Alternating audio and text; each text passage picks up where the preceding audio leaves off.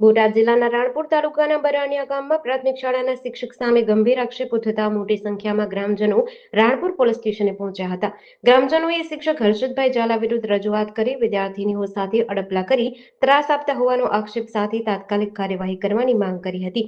ગ્રામજનોના જણાવ્યા મુજબ બરાણિયા ગામની પ્રાથમિક શાળામાં ફરજ બજાવતા શિક્ષક હર્ષદભાઈ ઝાલા દ્વારા વિદ્યાર્થીનીઓ સાથે અડપલા કરવામાં આવતા હોવાનો આક્ષેપ છે। આ મામલે ગામ લોકોએ અગાઉ શિક્ષક સમક્ષ રજૂઆત કરવાનો પ્રયાસ કર્યો હતો। જોકે ગ્રામજનોનો આક્ષેપ છે કે શિક્ષક દ્વારા ખોટી ફરિયાદ કરવાની ધમકી આપવામાં આવી હતી। આ મામલે મોટી સંખ્યામાં ગ્રામજનો પોલીસ સ્ટેશને પહોંચ્યા હતા અને શિક્ષક વિરુદ્ધ ફરિયાદ નોંધી તાત્કાલિક કાર્યવાહી કરવાની માંગ કરી હતી। બીજી તરફ બરાણિયા પ્રાથમિક શાળામાં ફરજ બજાવતા શિક્ષક હર્ષદભાઈ ઝાલા પણ ગ્રામજનો વિરુદ્ધ ફરિયાદ કરવા પોલીસ સ્ટેશને પહોંચ્યા હતા। શિક્ષક હર્ષદ ઝાલાએ ગ્રામજનો દ્વારા કરવામાં આવેલા વિદ્યાર્થીનીઓ સાથે અડપલાના આક્ષેપોને સંપૂર્ણ ખોટા ગણાવ્યા હતા। મારું ગામ બરાણિયા, નામ મારું પ્રભુભાઈ અને આમ માજી સરપંચ હતા। અમારે તકલીફમાં તો એવું છે કે ઝાલા સાહેબ કરીને સાહેબ છે અને દીકરીને વારંવાર ટોર્ચર કરે છે। અને એકદમ તો એમને એવો આરોપ મૂક્યો દીકરી ઉપર કે મારા પાકીટમાં 5,000 રૂપિયા ચોરી ગયા અને એમાંથી નહીં કોઈ વસ્તુને શારીરિક બધું અડપડા કરવા હાટું આવી રીતનું વધારે પડતું એમને એના વાયલી જાય તો એમને એવો ધમકી આપે કે હું એક્રોસિટી લગાડીશ। અને એ બારામાં અમે રાણપુર પોલીસ થાણે આવ્યા છીએ અને એમને જે અમને આ સરકાર ન્યાય આપે અને અમને આશા છે કે આ સરકાર અમને સારું બધું આશા પૂર્ણ રહે। હા, વારંવાર રજૂઆત કરેલી। આ એક 5 અમદાવાદ અરજી આપેલી, આપણે બોટાદ આપેલી, બધી અરજીઓ આપેલી, 500 ગાંધીનગર વ્યક્તિગત 2-3-4 માણસની સહી લઈને મેં આપેલી છે નોટિસ। તો આનો કોઈ વસ્તુ નથી, વારંવાર ટોર્ચર કરે છે।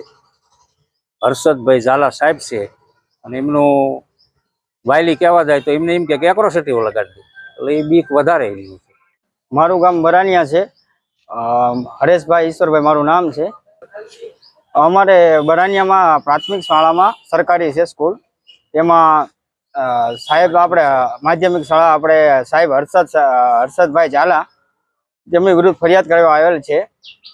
નિશાળમાં અવારનવાર છોકરા ઉપર ઢોરમાર મારે છે અને છોકરીનું છેડતી કરવાના પ્રયાસો કરે છે અને અવારનવાર વાલી ગમે તે કરે તો વાલી ફરિયાદ કરવા જાય તો એક્રોસિટીની ધમકી આપે છે અને તમે જો અહીં ગમે તે કહેવા જાય તો ધમકી આપે, પછી તમે ફરિયાદ કરવા આવો નો અડવાનું ત્યાં અડે છે, અડપલા કરે છે અને ફરિયાદ કરવાની ધમકી આપે છે આ એક્રોસિટીની। અમે રજૂઆત રાણપુર પોલીસ સ્ટેશનમાં કરેલી છે અગાઉ જ તે, અને ગાંધીનગર પણ અમે ગયા હતા, ત્યાં પણ કરેલી હતી અને શિક્ષણ ખાતા બોટાદમાં પણ કરેલી। અને સામે આવીને ઉશ્કેરવાની પ્રયત્ન કરે છે જેથી કરીને અમારી માથે એક્રોસિટીનો કેસ લગાવી શકે। અમારે બસ સરકાર પાસે એ જ માગ છે કે કડકમાં કડક કાર્યવાહી કરે એવી અમારી વિનંતી છે। એટલે એમાં એવું છે કે હાલ એક પરિપત્ર થયો હતો કે શાળાથી 500 મીટરની ત્રિજ્યામાં આજે તમાકુ વેચાવી ના જોઈએ અને સિગરેટના ડ્રગ ફ્રી ઝોન જાહેર કરવા માટેની નોટિસ લગાવવાની હતી। તો અને અમારી સ્કૂલના જે છે અમુક વિદ્યાર્થીઓ છે, શાળાની આગળ એક દુકાન છે જાહેર રસ્તા પર હમણાં દબાણથી બનાવેલી છે, માજી સરપંચના ફેમિલીવાળા છે। તો ત્યાં હું કહેવા જતો હતો કે ભાઈ તમાકુનું વેચો છો, છોકરાઓ ખાય છે અને ત્યાં બગાડે છે બધું, તો આ થોડુંક ના વેચો તો સારું। તો તરત મને જાતિ સૂચક અપશબ્દો બોલ્યા અને મારી નાખવાની ધમકી આપી કે જો અહીંયાની ઉભો રહી જાય મારી નાખશું, જાતિ સૂચક અપશબ્દો બોલ્યા અને પછી મેં પોલીસ બોલાવી। ગ્રામજનો દ્વારા પણ તમે દીકરી જોડે અડપગલા કરો છો એવો વિરોધ કરે છે, એ બાબતે આપનું શું કહેવું?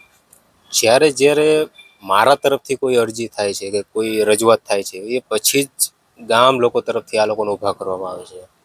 એક અનુસૂચિત જાતિના વ્યક્તિ વિરુદ્ધ ખોટા ષડયંત્રો ઊભા કરવામાં આવે છે અને ખોટા પુરાવા ઊભા કરવામાં આવે છે। આ એકદમ ખોટી બાબત છે। શાળામાં બીજી વિદ્યાર્થીઓ પણ ભણે છે, એમને પણ પૂછું, રિસેસનો સમય હોય ત્યારે સ્પષ્ટ રીતે મેં ના પાડી છે કે રિસેસનો સમય હોય, ઓફિસમાં હું એકલો હોય, કોઈએ પણ અંદર આવવું નહીં, કોઈ છોકરી અંદર આવવું નહીં, રિસેસ પતે પછી જ અંદર આવું આવી સ્પષ્ટ સૂચના પણ છે.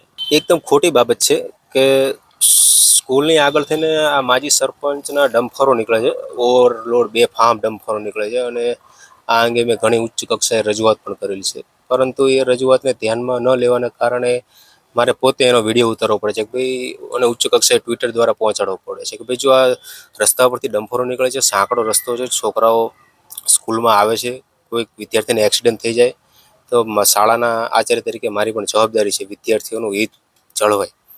એના કારણે હું અહીંયા ઊભો રહેતો હોઉં છું. ઘણીવાર મારો પીરિયડ ના હોય, બીજા શિક્ષકો ક્લાસ સંભાળી લેતા હોય, ત્યારે હું આચાર્યની જવાબદારી પણ મારી હોય તો હું એ પ્રમાણે મારું ધ્યાન રાખતો હોઉં છું. જેડીસી ન્યૂઝ સાથે ચિંતન વાગડિયા, બોટાદ.